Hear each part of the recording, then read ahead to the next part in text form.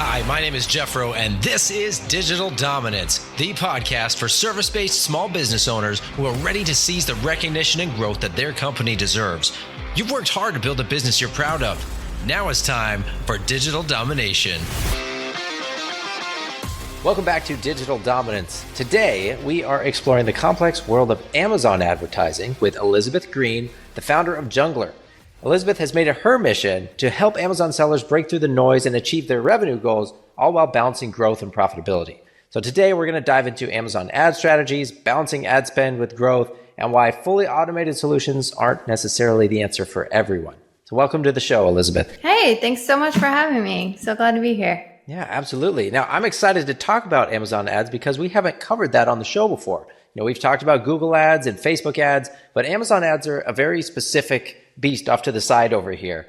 Now, a lot of our listeners own service businesses, so they may not be selling products on Amazon. Some of them might, but do you think there will be something they can take away from our conversation today? Yeah, definitely. I mean, as a service provider myself, there's definitely a lens in which I would maybe view advertising that's going to have some crossover. I think in some ways, a lot of advertising is very universal.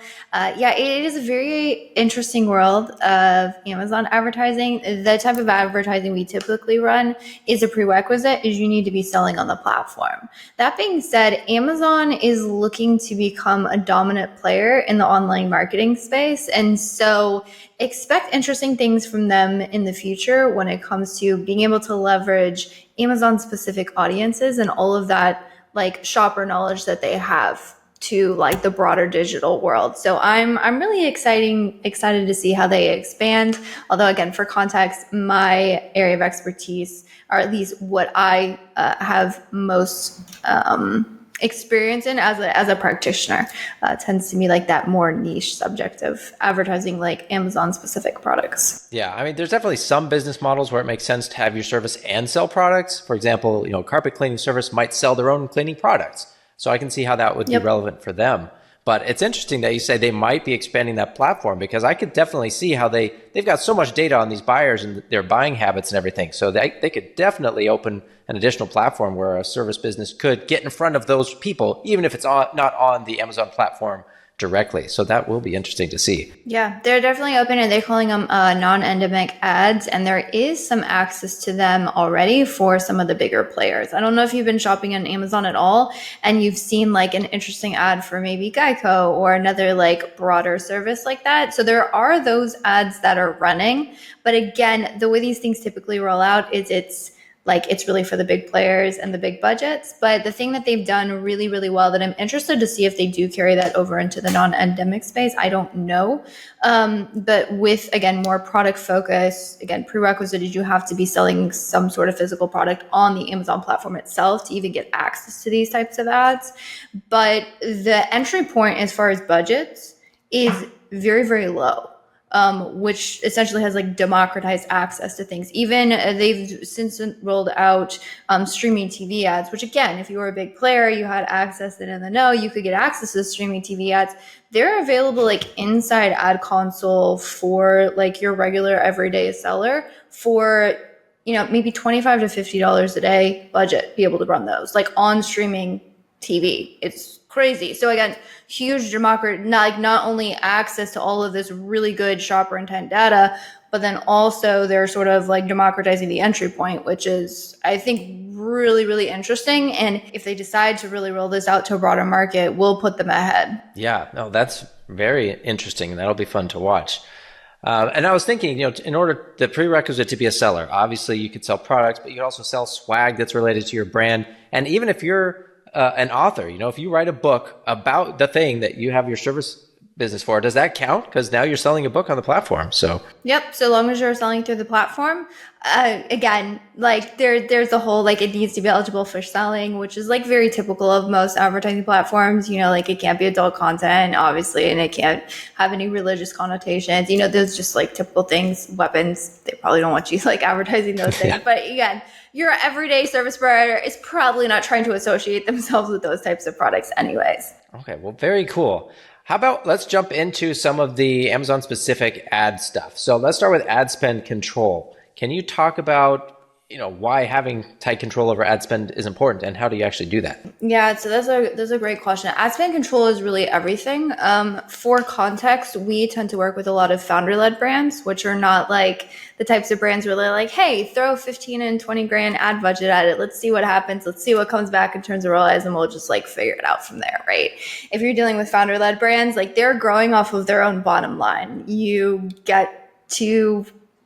spend too much ad dollars, all of a sudden the brand's going to be out of business, or the business is, going to go out. That's not sustainable. And so you need to make sure that you find a way to make sure that ads are, serving the greater interest. So you definitely want to have a long-term growth in play. I think if you're thinking long-term, obviously not every single penny is going to come back to you today, but you do want to make sure that there's some plan for it to come back to you tomorrow. And what we found is that over 6 or 7 years of running ads is good ad management is really about good ad spend control. It's making sure that you're factoring budgets again to the bottom line and just those growth goals. And so really there's multiple ways to adjust budgets. The two that are really available to Amazon advertising, and to the two levers that we pull most frequently, there is a way to set like an overall account cap. So you can just have a ton of campaigns underneath that and say like, hey, Amazon, I know I'm telling you that I have all of these campaigns with all of these budgets, but in reality, I don't want you to ever spend over like $2,000 a day. Please keep it underneath that. Yeah. That's sometimes works, but it doesn't always work exactly the way that you would want that to. So for example, there's only one ad type that technically falls into that budget that will be like considered for that cap, which is, to be honest, as an ad manager, slightly annoying. And then the other thing is that budget is actually spread across the entire month. So what they do is they take that budget, they like multiply that by how many days are in the month. And then, they say like on average, so on average, your budget's going to end up with that at the end of the month. But the problem is I hate to be the one who bites the hand that feeds me, because like literally this is the platform I built my business off of. But the one thing that I have noticed recently is that they will have these like, I don't want to say sneaky updates, but like there's updates and then they'll tell you like 2 months later, or sometimes not even at all, like, hey, by the way, we made this change. And so unless you're in ad console and you're like, know what things are there and be like, oh, that's different. Like, and then I know how the system works, so I understand how these new rules apply. So one of them was actually an update to the budget. So historically, the way that they've done it is that they elect to allow themselves to increase your daily budget up to 25%, providing that there's additional budget from prior days. So like say you underspent one day, technically by the averages, it's like, well, we have these additional like $50 and we can apply this, which will make budget fluctuations, which is confusing to some people because they're like, wait, I set a $2,000 a day budget and like I'm spending $2,400. Like what's going on? Well, one of their like more sneaky updates was they added a additional setting and then elected to like automatically apply that setting to everybody's accounts, where they said, hey, we can elect to spend up to 100% increase. Again, it's providing that the budget has not been spent. So it's not like they're going to overspend if you average out the month, but like that could cause a really large budget fluctuation for the day. So yeah, there's that. Like, it's kind of annoying to like micromanage those specific budgets. So that's something to be aware of. So then the other really great control is over campaigns and campaign budget. So what we do is we make sure that there's a balance of both. Account level caps, there's some people will say like, hey, you can elect to like remove the account level cap and say, hey, just use whatever campaign budgets I have. And then those daily budgets are going to be what's applied, the average for my entire account.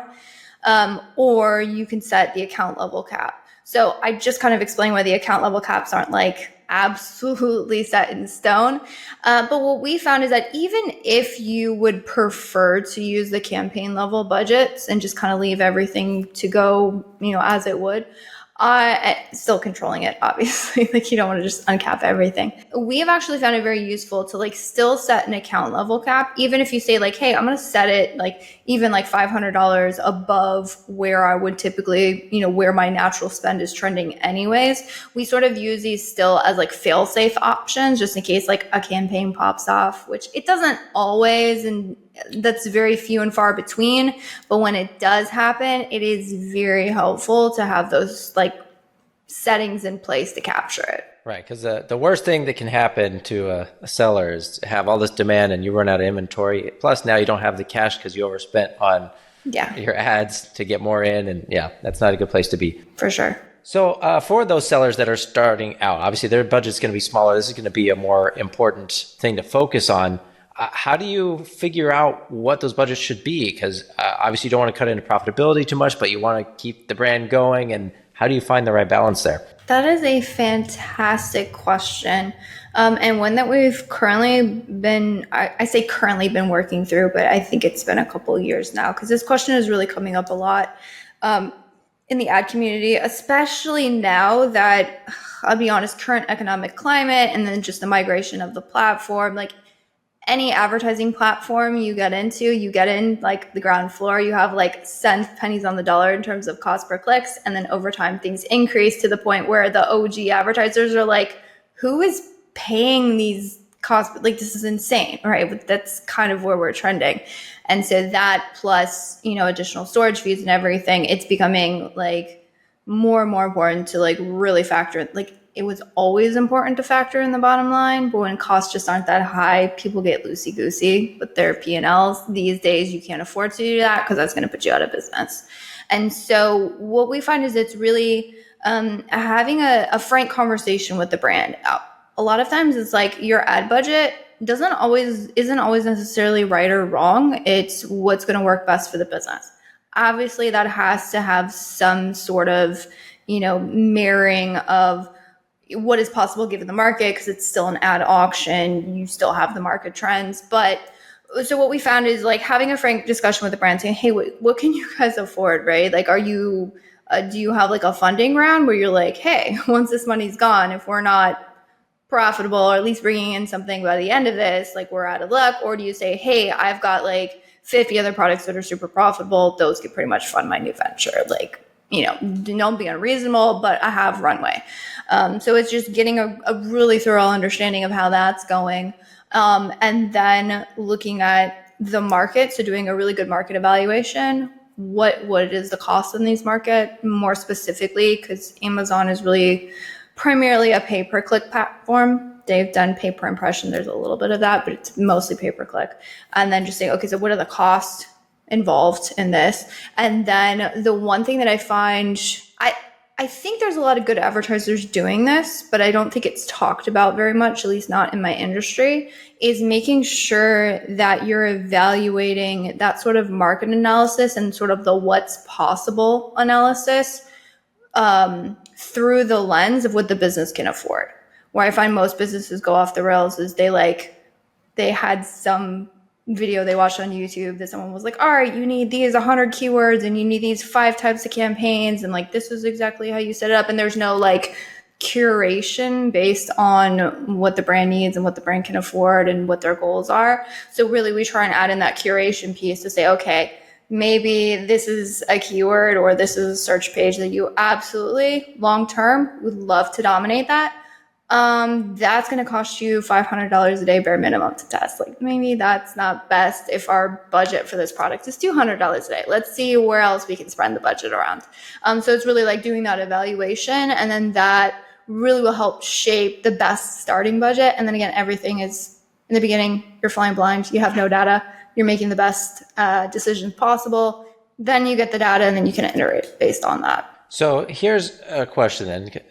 What about if you don't even have a budget yet for ads? There's Amazon SEO, right? If you want to make sure your listing comes up when someone's typing and searching for a particular product. So when should the seller start running ads versus simply doing that SEO? SEO definitely comes first. Like the listing needs to be in place. Those are really, free traffic. And then you need to make sure the listing is in a place where it can convert, right? Like what's the point in paying for traffic if you're just going to be spinning your wheels? But I would say that unfortunately, Amazon has very much become like a pay-to-play platform in a lot of ways, where it is notoriously hard to get visibility on new products if you don't have a traffic source from somewhere. Now, if you have like, say, a newsletter list you've built up, or you have a YouTube channel, and like you said, like maybe they have some sort of merchandise or t-shirts, or it's somewhere else that they can sort of use that traffic source and direct it to Amazon, and like use Amazon as sort of like just like the conversion rate or like the purchasing portal. That's absolutely doable. 100% you could do that. And would you need ads for that? No, but like you have that traffic source, right? If you don't have that built-in traffic source and you haven't really like solved that part of the equation, Amazon advertising is going to give you really the best conversion focused traffic that I think you're going to be able to get. Off-platform ads, do they help? Absolutely. But they aren't as typically as conversion rate focused, and they're notoriously a little bit hit or miss and difficult. It's really dependent on the product. Gotcha. So do you work mostly with branded products as opposed to the generic commoditized things? Because obviously you run into specific issues on the Amazon platform with, like getting the buy box stolen or things like that. So what do you see in your experience there? Yeah, that's definitely an issue. Also, there's some really interesting dynamics if you are advertising for someone who's selling licensed products. Meaning, they've licensed someone else's brand to create like a product underneath that brand, which is great for the brand recognition. There's really great, again, built-in traffic for those, search traffic for those types of products. However, some of the ads and the interactions between like how Amazon views branded traffic and branded conversions, specifically in sponsored brand ads, could actually lead you to be like paying to make sales for another seller who's selling under the brand. So that's just something to keep in mind. Sponsored product ads don't have that issue though, so you'll be perfectly fine. And those primarily are where most of the budget goes for any brand, big or small. And then so I would say like we really span the gamut in terms of the types of products we work with. I mean, I just told you about like, hey, there's this issue with licensed products, and then we'll go all the way over to like private label products, or there might be somebody who's doing more wholesale. Wholesale is traditionally difficult because the margins are a little bit slim.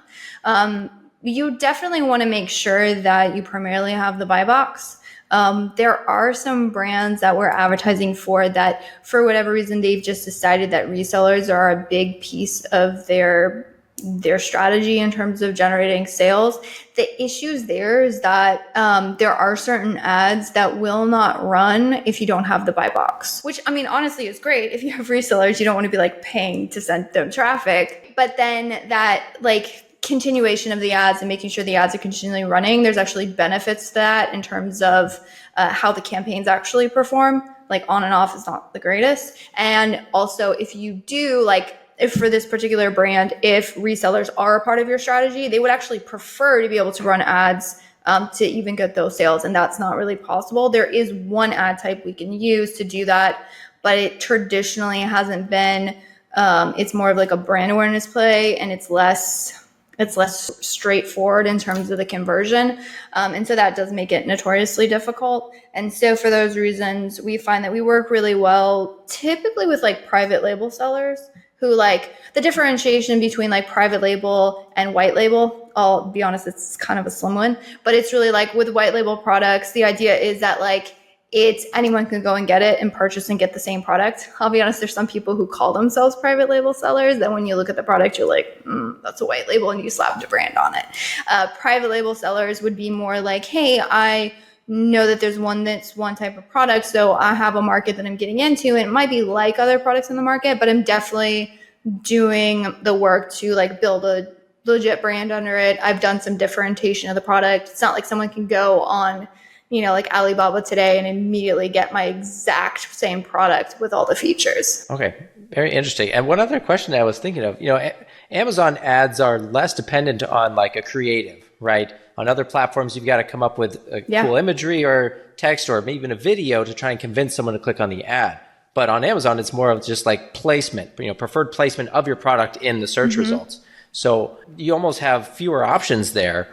So you just kind of are turning it on and off. Is that accurate? Yeah, I would say yes. So sponsored product ads are, and I had mentioned those as the ones that, most ad budget is spent towards. There's the most ad inventory for these placements. So I think that has a lot to factor in as well. So these are the ads that honestly, if you aren't aware of them, they look very native to the platform.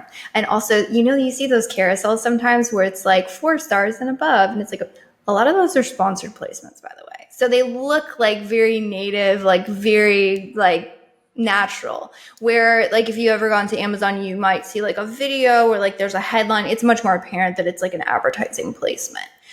Those ones, there is creative involved. Obviously with a video, there's a lot of creative involved. The headline ads, you can now add like lifestyle images. There is very small short headline copy you can add to those ones as well, which does, have some impact. Lifestyle images more than the others. But you're right, with the sponsored product ads, the one benefit is because they look so native.